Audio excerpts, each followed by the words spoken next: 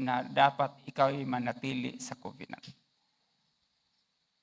Ang mga paalala na sinasabi sa atin sa pamagitan ng salita, minsan, sa aktong nandoon na tayo sa temptasyon, nawawala at hindi sumasagi sa isip.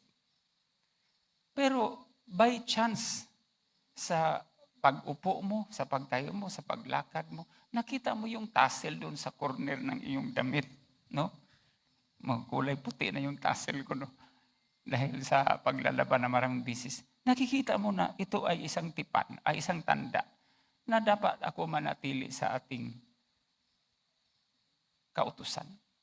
It is a physical encouragement sa atin.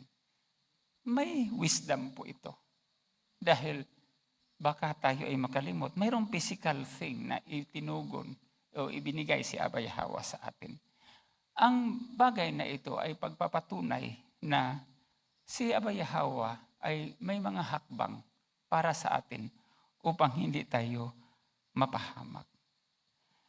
Ang pagkakaroon ng nakikita sa paligid natin, ang sabi ni Abay Hawa, ito po ay dangerous to our mind. Dangerous to our heart, particularly in our mind. Kasi sadyang pag nakita natin ang hindi maganda at tempting na pangitain sa paligid, nag-encourage ito sa isip natin ng isang kaisipan na hindi maganda. So, kaya po ito ay inilabilin sa atin. Sa pagkakataon na tayo po man ay nanghihina sa tukso, hindi ko natin sinasabing nang mahina ka. Baka sakaling ikaw ay tinukso at nahihirapan kang lumaban sa tukso. Lagi po nating gagawa po tayo ng effort lagi na maalala po natin kung sino tayo. That is why sa panalangin din natin sa ating sarili, hilingin natin kay Abay Hawa na sa pamagitan ng makapangyarihan niyang pagmamahal, maaring magpadala siya ng anghel o ang kaniyang kaisipan ay ipasok sa isip natin o ang kaniyang kapangyarihan ay ipasok sa isip natin. Ikaw ay isang pinili ko. Hindi na narapat sa iyo na matukso at hindi na narapat sa iyo na magkasala. Sa ganung paraan, mapaglagpasan natin. Kaya tayo din po ay manalangin para tayo ay patuloy na magiging matatag. Kaya kailangan natin na ang ating disiplina at ating mga intensyon sa sarili, ipaalala natin na dapat ang bawat intensyon at mayroon tayong disiplina, ipaalala natin sa ating sarili na sino tayo. Sabihin natin na ako po si Oman Tumano, kasapi sa Kingdom of Abay Hawa at may tipan ako sa kanya. Ako po si Edmar Ferrer, handang sumunod sa kanyang kautusan. Gagawin ko ang lahat, ako ay tatalima at manatili akong tapat sa kanya. Yan po ang ating ilagay na mindset sa ating sarili upang maprotektahan. We be able to guard ourselves against the eyes that we see na baka sakaling tayo ay magkasala. Isa pa na paraan upang magkaroon tayo ng pure hearts, righteous and pure minds, ay lalakad po tayo ng blameless before Abay Hawa. I would like to quote dalawang personality sa pangyayari sa Torah. Isa ay ang ninuno nating si Noah in Genesis chapter 6 verse 9. Dinescribe po doon na si Noah ay isang righteous and just man. Wala po siyang blameless po siya sa henerasyon na yon. Labis na po ang kasamaan ng mga tao. Alam po natin ang kwento, dahil sa labis na kasamaan ng tao, ang kapangyarihan ni Aba ay napunta sa pagkakaroon ng maraming baha o nagkaroon ng baha sa mundo at nilipol ang mga masasama. Nabubuhay siya sa labis na kasamaan. Iba lang yung panahon ni Noah, mga kapatid. Iba ang panahon po natin. Pero ganoon din naman, nabubuhay din tayo sa labis na kasamaan ng mundo. At ang masaklap, sobrang bilis lang po ang access natin sa kasamaan. Available at the tip of our finger. No? On the gadgets that we are using.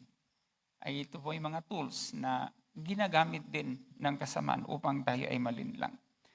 Mga tuwiran, ilagay po natin sa ating sarili ang tamang katwiran. At ilagay po natin sa sarili ang magandang halimbawa.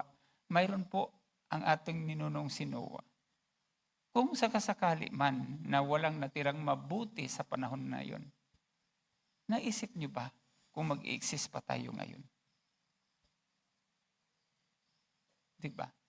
Dahil sa kabutihan ni Noah, blameless at that time of creation during that time, tayo po ay naligtas at nagkaroon pa ng lahi na matuwid at masunurin.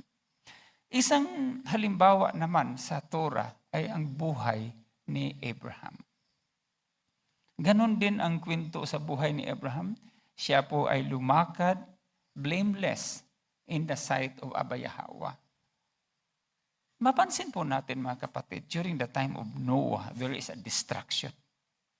And it's a global destruction, a destruction of the whole world. Baha. Maalala niyo rin po ba sa panahon ni Abraham? The same thing, there is destruction.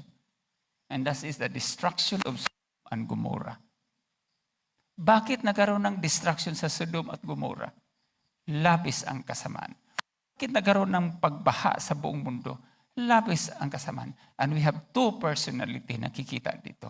Noah and Abraham. And how are they being described in the Torah? They walk blameless in the sight of Abba Yahweh. And they are a righteous being in the generations during that time. Kung gaano tayo kapalad, mga kapatid. So ang magandang halimbawa, mayroon si Noah at saka si Abraham at marami pang iba. The reason why I'm using Noah and Abraham, it's because habang sila ay lumakad na matuwid sa paningin ni Abba Yahweh, nandoon kasi yung sitwasyon na si Abba Yahweh ay nagpaparusa.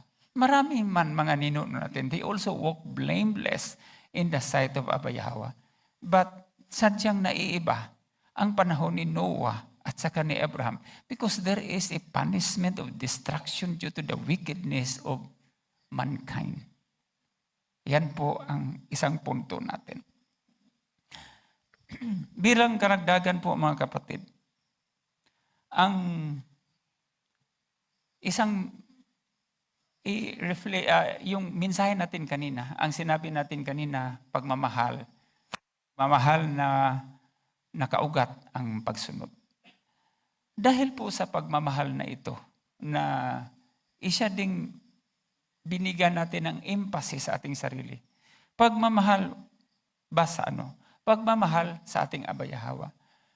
Hindi ba kapag mahal natin talaga na lubusan ang kapwa natin, ang ating asawa, ang ating kapatid, ang ating magulang, ang ating kaibigan, ayaw natin siyang masaktan.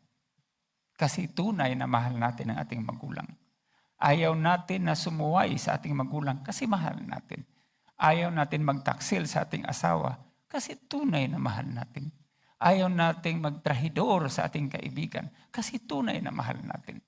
Dadalhin natin ang perspective na tayo ay manatiling mabuti at masunurin, magkaroon ng busilak na kaisipan dahil mahal natin ang ating manilikha, Abba Yahweh. Yan po ang gusto nating ilagay lagi natin. I-encourage at i-inculcate sa ating puso, sa ating isipan, sa ating kaisipan na ang pagmamahal natin ng tunay at totoo sa ating manilika ay nakakatulong sa atin na tayo ay magkaroon ng busilak at malinis na puso. Sa maikling mensahe na ito, mga kapatid, sana po mayroon tayong natutunan at sa ating araw-araw na pamumuhay, kung ano man ang sitwasyon mayroon tayo, isipin natin kung sino tayo bilang mga piniling lahi ni Abba Yahweh at tayo ay manatili dapat na magkaroon ng malinis at busilak na kaisipan. Maraming salamat po sa ating lahat. Be blessed. Shalom.